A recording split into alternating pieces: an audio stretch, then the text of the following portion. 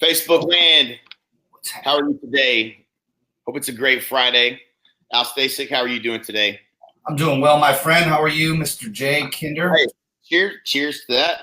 I am doing fantastic. My kids are at school and all their candy is here from Halloween, so I'm winning big time right now. Yep. Backing up.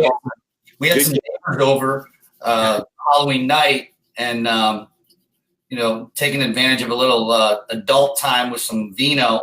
And right. we may or may not have dipped into a little bit of that chocolate early. Oh, yeah. Nice. You know me and my chocolate thing. Man, you got a better chocolate cabinet than most grocery stores. Yeah. The Malley family loves me. Let's just put it that way. I saw that stuff in the Cleveland airport on my way out of town. I was like, got it.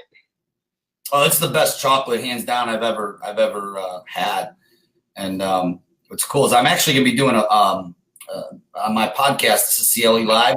Right. I'm just trying to schedule it with Packy Malley. He's one of the sons of the founders and that helps run the company right now. I'm going to interview him. He's super cool. He does a reggae concert every single year, which, is right up my alley. We do our rock and restock. He does a reggae fest deal, and he's a super interesting dude. But I also want to talk to him about the chocolate because they're doing this thing now. If you have a company, let's say you own a small company and wherever, Cleveland, they'll sell you you have to buy, it's like probably $300-400, and you can buy a mold and order as many chocolate bars as you want, and it's molded with your company name on it. That's bad to the bone right there. Cool. Yeah.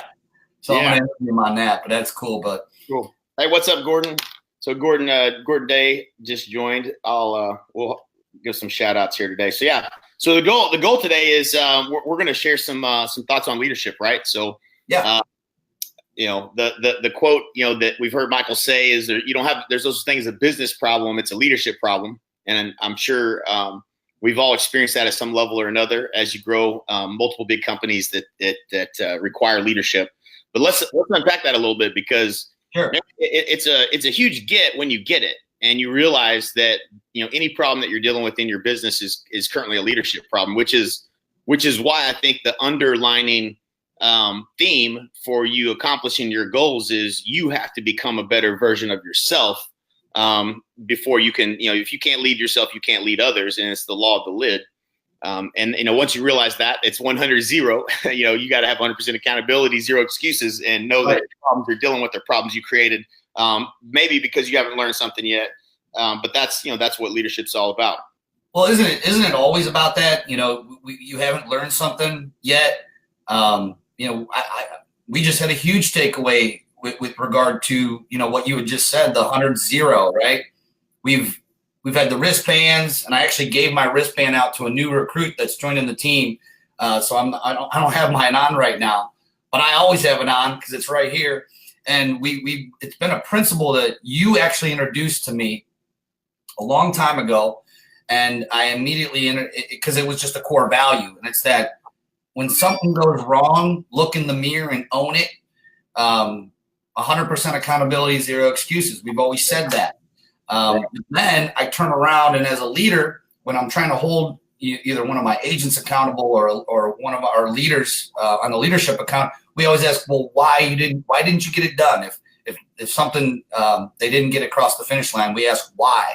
Which our friend John Cheplack says, he taught me that's a word of judgment. Never use the word why, because it's a word of judgment. So we're always learning. Like, that was a huge get for me, just that one thing. But I think what we wanted to unpack was I remember the day I was at my old office before we switched offices, and I was sitting there. You know how you just remember things and it always sticks in your mind? I had a big whiteboard, and anytime I was on the phone with Mike Reese, and he would give me one of these Reesisms, there's no such thing as a business problem. You have a leadership problem. It makes you look in the mirror. I wrote that on the whiteboard. I just remember that day, which is kind of what jarred this. But we may actually challenge that today. Right.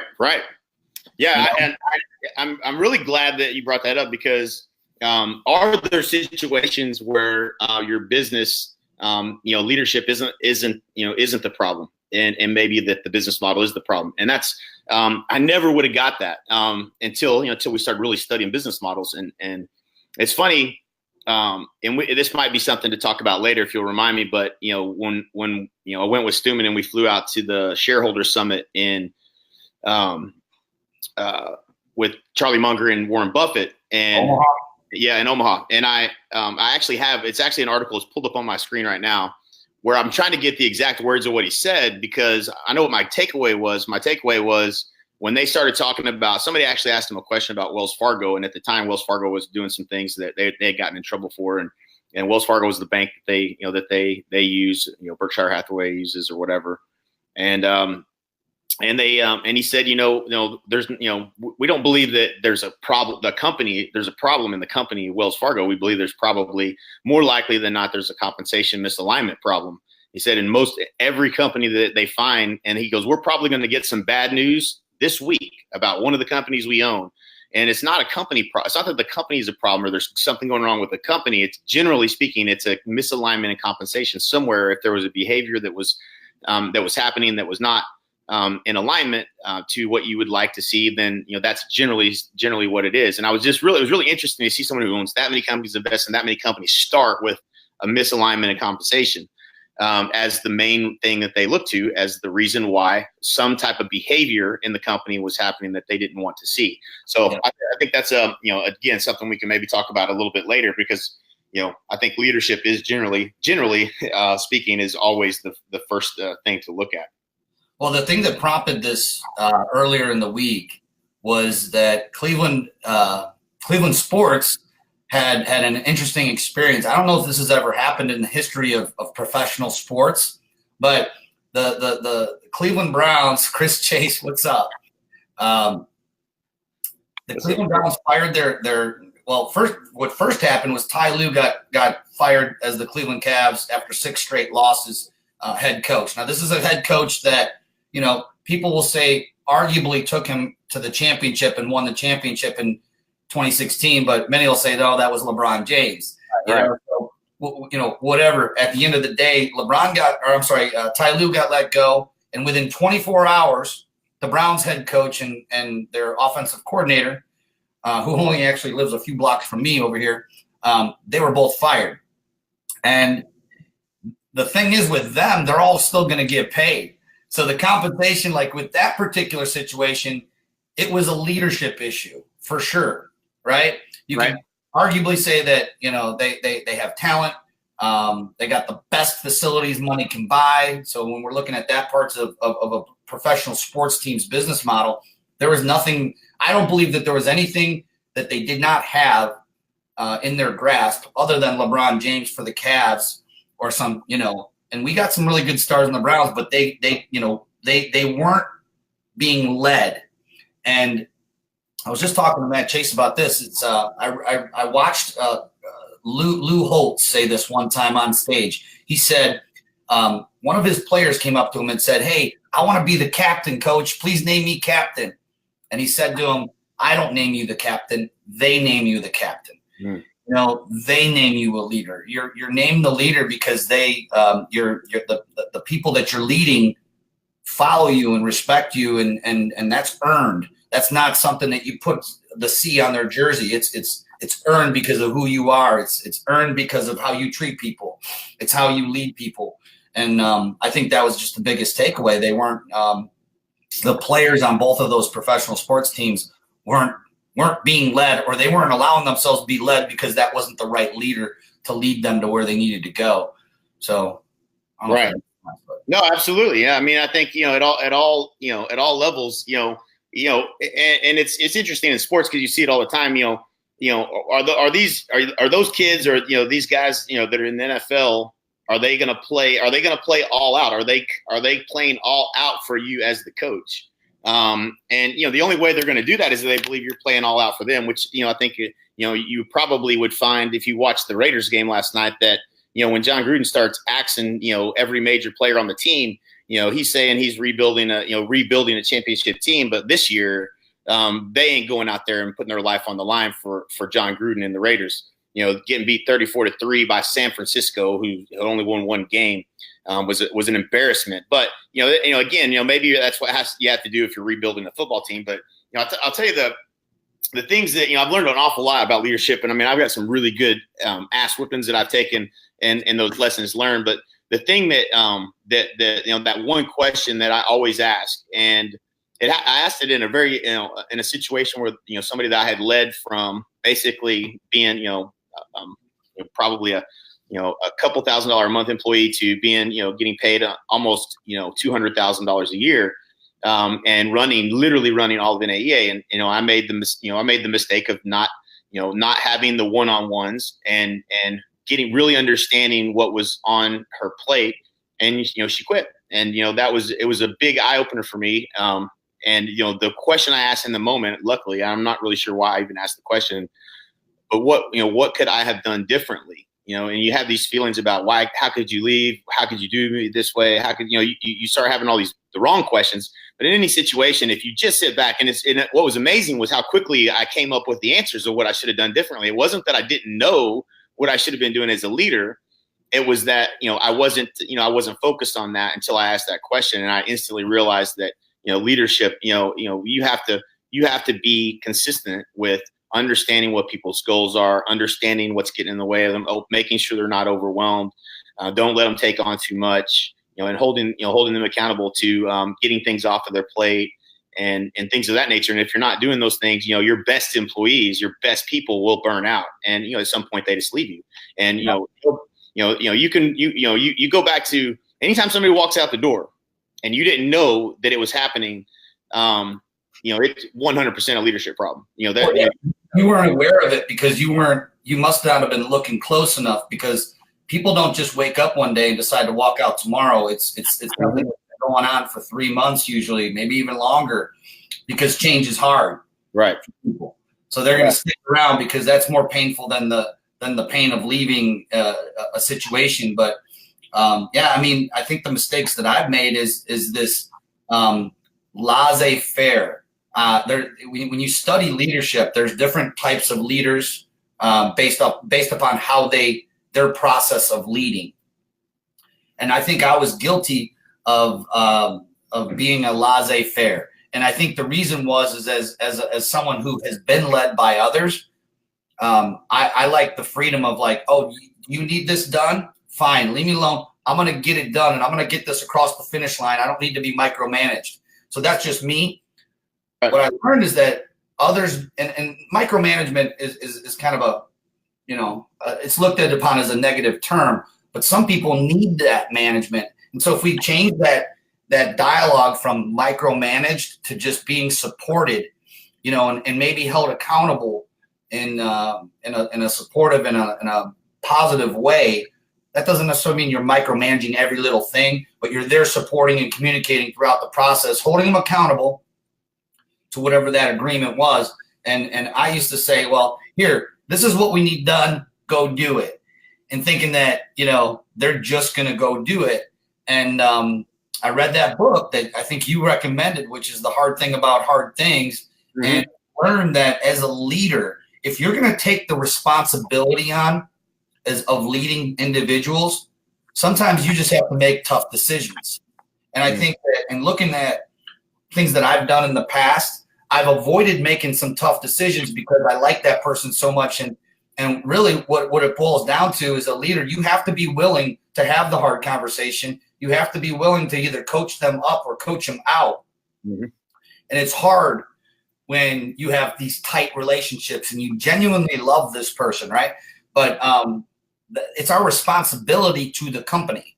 It's our responsibility. When I say to the company, all the people, all the company is, it's a group of individuals who are supported by an idea that are, driving an initiative forward, right? And right. So, you have a responsibility to everyone else, to coach them up or coach them out. And it's never fun to coach anybody out. But at the time, it's actually the easiest way to, it's actually an easy thing once you understand the principles. And I don't want to make this an hour-long, Facebook Live, but there's a formula to this, right? Like either all the way down to either you have agreements or you have expectations. So when you hire someone and you understand, first of all, did you hire for fit? Did you actually look at the personality profile and did you align their strengths with the job, the job that they're to do? Did you have roles and responsibilities with key metrics that are related to that job that are how you're going to determine success or failure, and let them know that the first 90 days is going to be a test as to whether or not we're going to continue forward, and come to an agreement on that. If you come to agreements on that, do you have a set of core values that you are every single day repeating over and over and over and over? Like the reason we talk about 100-0 all the time is because anybody that comes up to me and starts making excuses, anybody, I don't care who it is, when you start making excuses, it literally makes the hair on my neck stand up. It literally makes me want to punch somebody in the face. I effing hate excuses. I don't want to hear them. I'm not asking for them. That's not what I'm looking for. Just own it.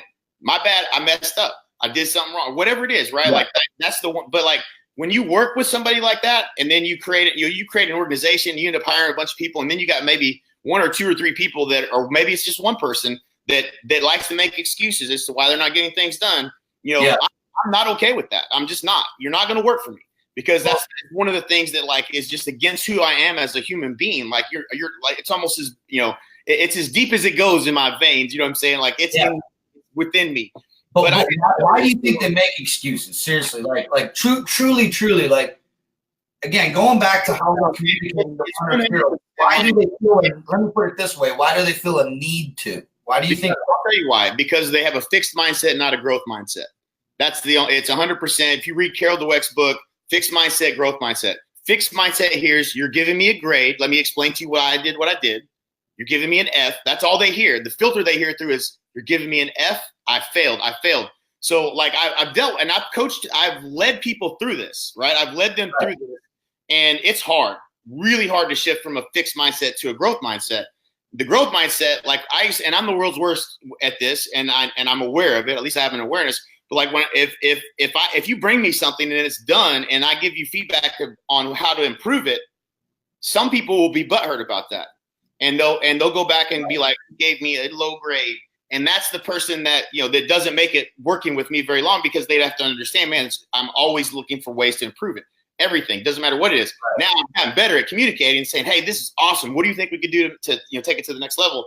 Giving them their praise for getting the job done. That makes everybody happy, right? You're not just it doesn't matter what your mindset is in that scenario. Always give people praise for when they do a good job. But like that, if you create a company, an environment of people that are always looking for how to improve and get better, both personally and move their own cheese. You know what I'm saying? They're not fearful of, having to change or continuously improve. Then you're going to create an environment for me. That was a core value for me, that you're going to want to go to work every day with those people. You're going to want to be around them every day. You're going to enjoy it a lot more. So those core values, that's the filter you run every decision through. And if you haven't really gotten clear on what your core values are, like what really matters to you in terms of how you behave and how you want others to behave, how can you possibly expect to lead anybody in the direction you're trying to take your company? I will say another thing, because this was one of the best books. It's called The Fifth Discipline, and it's probably it's got a field guide that goes with it that's as big as the book. But it's a real simple concept when it comes down to the fifth discipline, and you have to create in your organization. And I've seen this actually happen. I've seen this work when you genuinely have each individual's personal vision and goals, and get them clear on their own personal goals of what they want to accomplish in their life. And then you help them and you force them to level up. You know what I'm saying? What are you doing this quarter to get closer to that personal goal? And you hold them accountable to that. And then they actually accomplish something, right? So like when I never thought I was going to be able to, to do this one thing or go, have a trip, and go on vacation in this one place or whatever.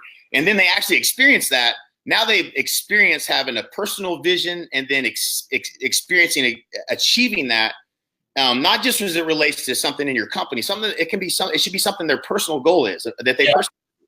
And then when you look at the core values and you go through them and you have them rate themselves on the core values of the company and where they think they are and where they need to improve.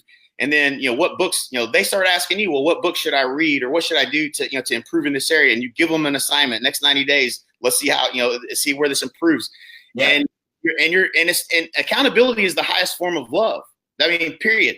People don't want to be held accountable. I mean, I love you enough to just hold you accountable. That's it. I mean, and I'll never forget this, man. It was in 2012 at the end of the Exponential Growth Summit. Great event. We had strategic planning scheduled in the suite at the Marriott, and the number one action coach in the world, number one. And his name was Earl Kemper. Earl Kemper comes in, he sits in on our meeting, and he gets up on the whiteboard and he writes real big and real emphatically, leaders creating leaders. He writes it up on the board. And at the time, I had no clue what he was talking about. I was like, okay, leaders creating leaders. Sounds great. But I didn't get it. I didn't get it until I realized that until I lead like that, you can never have someone you're responsible for, because you'll never be able to lead them unless you've experienced the same leadership for me. So like if we had, middle management and you have people leading 6 people, underneath them, how do you create an organization that acts and behaves in the way that you want it to behave unless you're creating leaders by being the leader? You know what I'm saying? Like, you have to lead by example. And just like your children will emulate you, good or bad, whatever they're seeing, they're going to emulate you, right? Right. Whereas a leader, the leaders that you're leading will emulate you too. And I did experience that. I mean, we're transparent on this, right? Like we're harder on ourselves than we will be any other human being ever. Right. And I'll tell you that when Joel took over as really like the team leader of Stasek Group before we did the merger, one of the things I was so excited about was because Joel, he just had that extra gear as far as listening and he had more patience than I have. And then I started seeing, him creep into emulating some of my impatience on certain things. I'm like, whoa. But now I became aware that that's something that I need to work on every single day, right? Right. But when I'm bringing him into that role, he was filling a weakness that I knew that I have as far as that patience factor, right? That I'm like, no, don't emulate the impatience. Like, you have this great quality. Be aware that you do and keep going in that direction, but they will emulate you. But the one thing that I was thinking of, and I didn't want to interrupt you because you were on a roll. I mean, you were nailing it.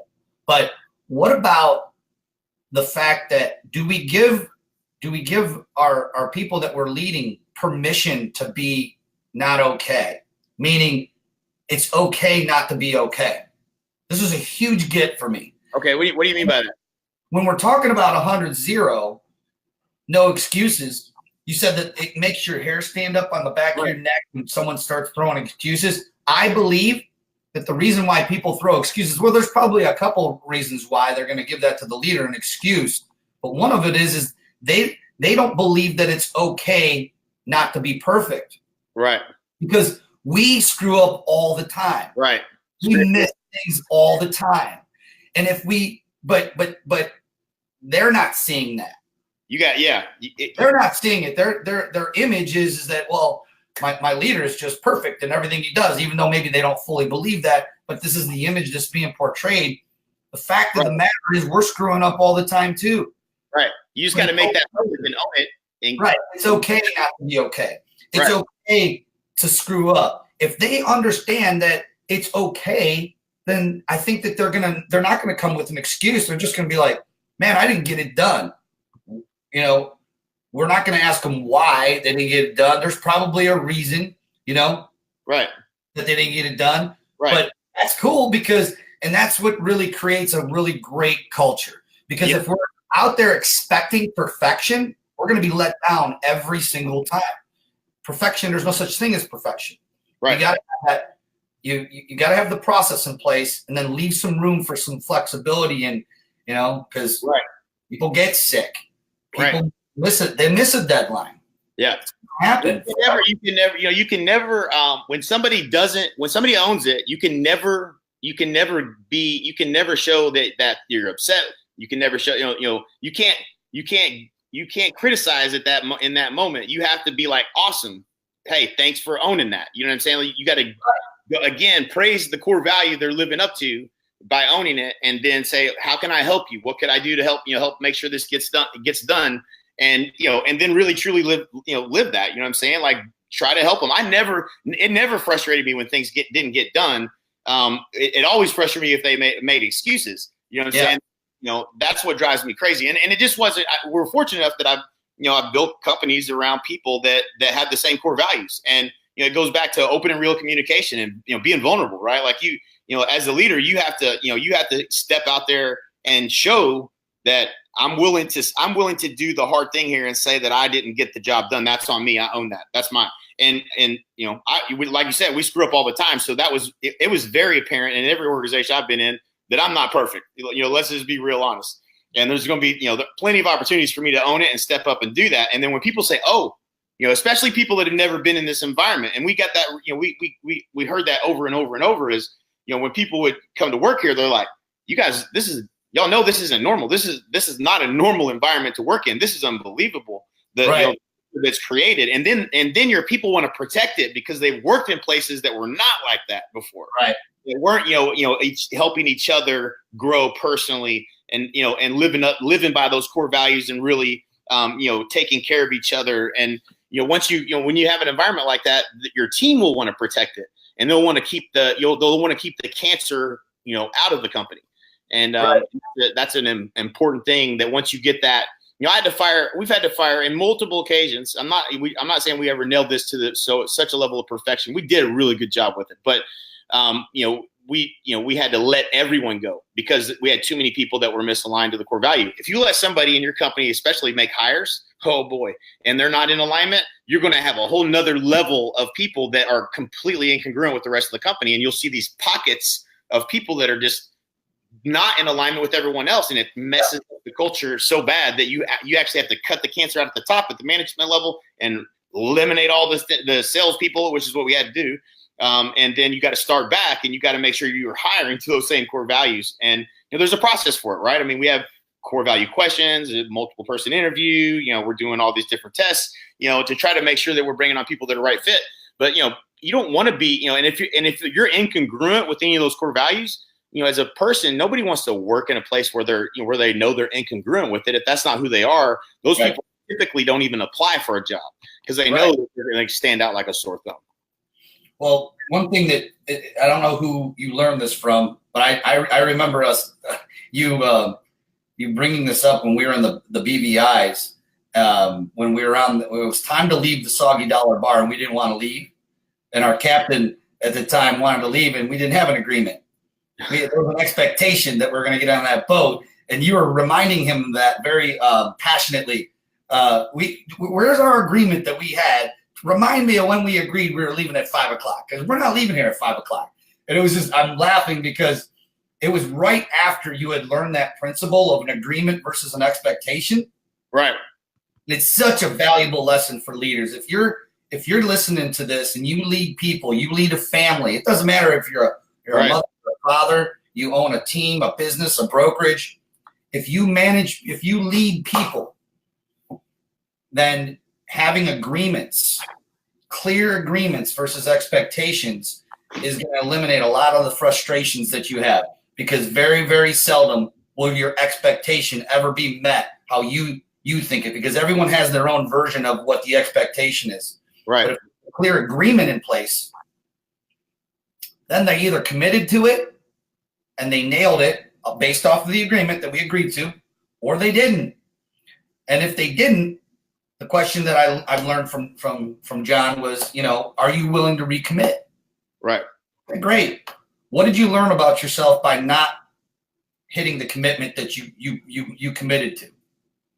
Self-discovery. It's the most right. powerful form, right? Of right. getting people to do what you want them to do, is let them self-discover it, and then just ask them, are you willing to recommit? And you can only go through that exercise with someone so many times before you start to discover, man, you're just not committed. And then it's time to, that's where you got to coach them out. Right. Coach them up. Great chat.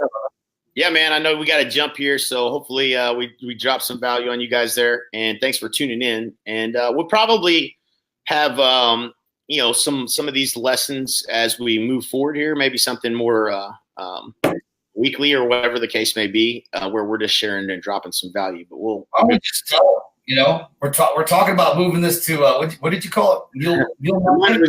The Monday Mule, and then we could do it while we're having our Moscow Mules on Monday evenings. Hey, if anybody wants to see Mule Monday, where we do a little Moscow Mule cheer at night, it'll be an evening thing after all us real estate hustlers are done and things calm down. We're gonna have a little chit chat Monday nights.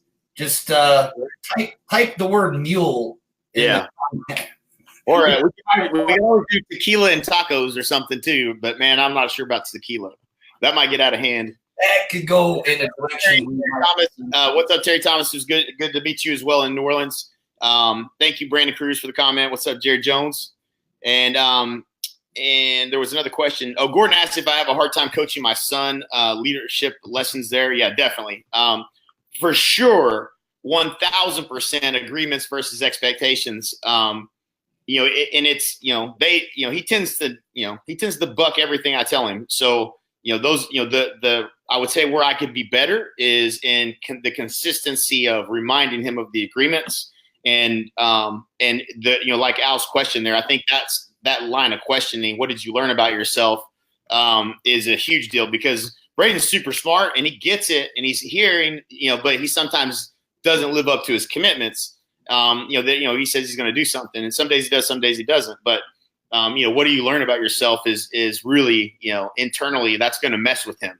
And you know, if I was consistent about that, which I will be, I'm going to commit to that. And I think that's a better way to, you know, to lead him. But yeah, your kids are they're a whole nother level, and you got to raise your game if you want to get the best out of them, for sure.